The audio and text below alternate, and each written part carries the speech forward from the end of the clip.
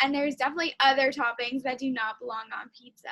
Anchovies, no go. Yeah, I wouldn't order anchovies, but I wouldn't say no. Welcome, Congresswoman. It is amazing to have you here. This is our first sort of virtual installment of Pizza and Politics, so unfortunately, there's no pizza here today. However, there will be plenty of politics. But it is an honor to have you here today. So we just wanted to start off with, what I think is the most important question of the day. But it is, what is your most controversial pizza opinion, do you think? Oh, I tolerate pineapple on pizza.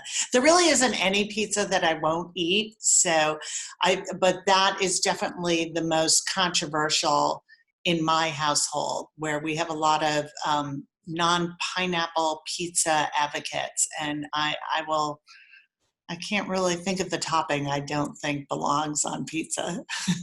Thank you. Very, very valid answer. Just jumping right into it, our first question is, or I guess our second question, what is the biggest misconception about being a Democrat with a majority in the House? And what would you say to those who believe that the Democratic Party isn't doing enough?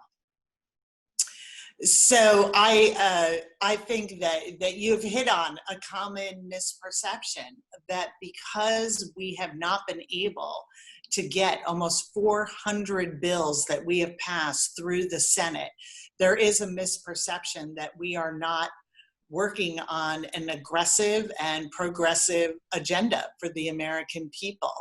We have passed sweeping bills on climate change, on addressing healthcare disparities, pay equity, gun safety, bills for dreamers, just a whole host of bills in our For the People agenda. But because Mitch McConnell has basically put them all in his wastebasket, there is a sense that we have not been passing really meaningful legislation. So we are working very, very hard to get our message out that when Democrats are in the majority, the priorities of American families and working people are the priorities of Congress. Okay, another question. What would you say is the most rewarding part of your job? There are so many great parts of my job.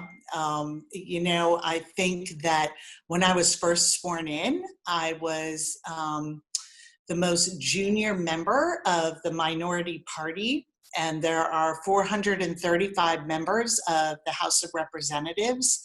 And I knew that there were a couple of other special elections out there, and we get assigned a number when we come in that shows your rank and seniority. So I thought I would be like 432 or 433 out of 435, and I was number 474. So I don't even know how that was possible really, but that was my number when I came in. And to be part of helping to grow and elect the majority of Democrats in Congress, and to have the Democratic Caucus be the most diverse caucus that we have ever had in the history of Congress is something that I really enjoy, not only fostering and expanding a diverse majority that really represents and reflects the American people, but it's also, I love being able to pull out different voices and perspectives that diversity brings. Being able to do that is great. And, still one of my favorite parts of the job is being able to help constituents, being able to cut through sort of the red tape for folks and get them the benefits they need, a housing voucher, settle an immigration problem. Those are also really, really just rewarding wins, and very grateful to have a great team that helps us keep those connections. Thank you so much for the great answer. So our next question is, going off of that, how are you working to make the political process more accessible to people it has historically not been accessible to?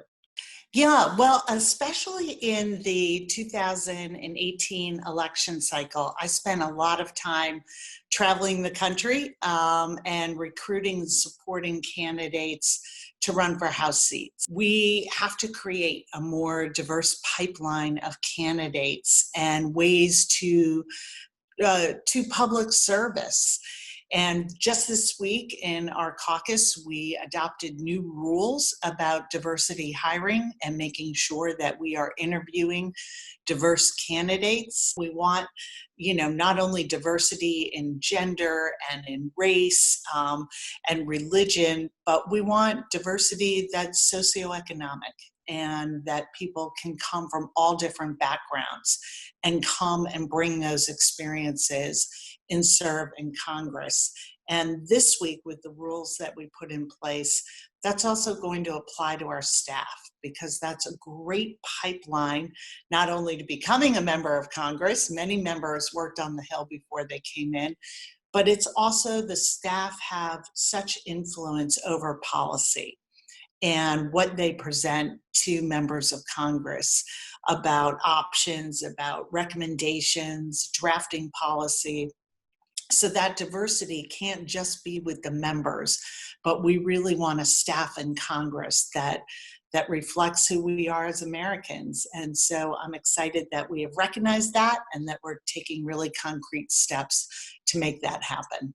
Now, this is a bit more policy specific, but I think the way that a lot of Americans view police officers and the carceral system has changed a lot given the police brutality and, the protests and riots that we've seen in the past couple of months. Yeah. So I think you recently stated that we as a country should consider how we allocate our resources to move police from being a culture of being warriors to being guardians. Can you just really quickly elaborate on what you meant by guardians specifically? So, as a white woman with 3 white sons, I worry about tons of things for them every single day. But when they leave the house, I never once have worried that they will be demeaned, that they will be stopped, that they could be assaulted or even killed because of the color of their skin. And I want every single mom to have that assumption about their children when they leave the house, that the police are there to be helpers. They are there to protect and serve everybody. And I think that what we have seen and certainly, whether it's the brutal murder of George Floyd, the murder of Breonna Taylor. The list is unfortunately long and recent. That we have a lot of work to do around police brutality. And so I think we need to look at policing through a new lens about how we incorporate more social workers. Does it always take an armed response? We can't fall into the trap that we're sort of looking at a binary system. We either have fully armed police that come no matter what the call is, or we don't have police at all. I think that there's a way to reimagine policing so that they are, supplemented with many more people who aren't armed. And maybe we look at taking, new police cadets who are often very young, may not have a broad life experience, and have them, I've heard from one of my chiefs suggested they could do internships at Department of Social Services. They could, go out on calls with mental health providers so that they have a better understanding of their communities and responses, de-escalation, before they're even issued a gun. So I think that we can look at training. I think we can look at body cameras. I think we can look at many of the things we had in our justice Reform Act, but we also have to keep working on a broader culture and understand that racial justice is going to be hard work by everybody, and that it is the white community that really needs to step up and step up sometimes by walking humbly and with humility and being better listeners to what communities need. This is a very painful moment of racial reckoning in this country. And I think the truth telling about our history, about the long chains of slavery, needs to be told. And that we also have an opportunity, if we allow those communities most affected by brutality, most affected by racism, in housing, in the workplace, in every facet of their lives, to lead us. And we can help in supporting roles by acknowledging that we are part and that of a system that is inherently institutionalized racism. It's not easy to say, it's not easy to look at, but if we want to make those American ideals of equality and justice for all become available to everyone in this country, we have to do this work. It's both a sprint and a marathon. And as painful as this time is, it is also a real opportunity to define who we want to be as a nation going forward and live up to that. Great, thank you. In terms of your own job, what does being vice chair of the House Democratic Caucus mean? And what do you do on a day-to-day basis?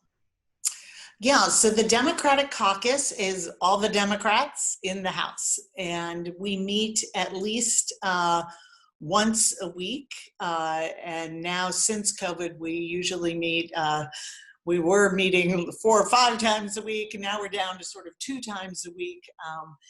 And we really help organize the caucus as far as upcoming legislation, making sure that all the different members have a voice. And it sort of goes back to one of my previous answers about electing a diverse and robust caucus. You also have to make sure that you're hearing from people and that you're taking in, when we're looking at what's going to come to the floor, and I sit on the leadership team, that you are looking at how that's going to impact different constituencies and different members. And it's really rewarding. We have a tremendously talented group of Democrats. Having a seat at the table, being able to bring those priorities from my district, and being able to tap the expertise of even,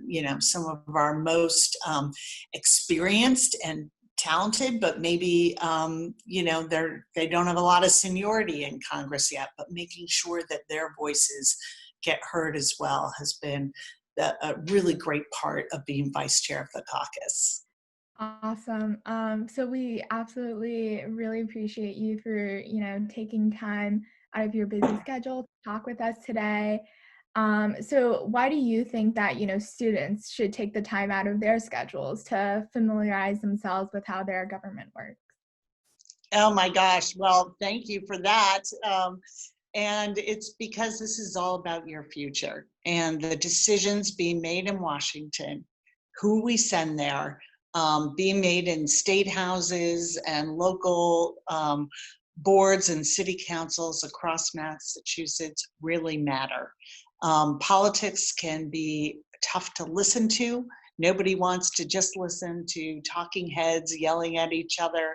And I know that it is divisive, and we're at a divisive time. But we're also at this incredible time of opportunity. We can define the country that we want. But it's not going to happen if you don't get involved, if you don't pay attention, and you don't vote. And I would so love to never have to say again in my life, but the young voters didn't show up.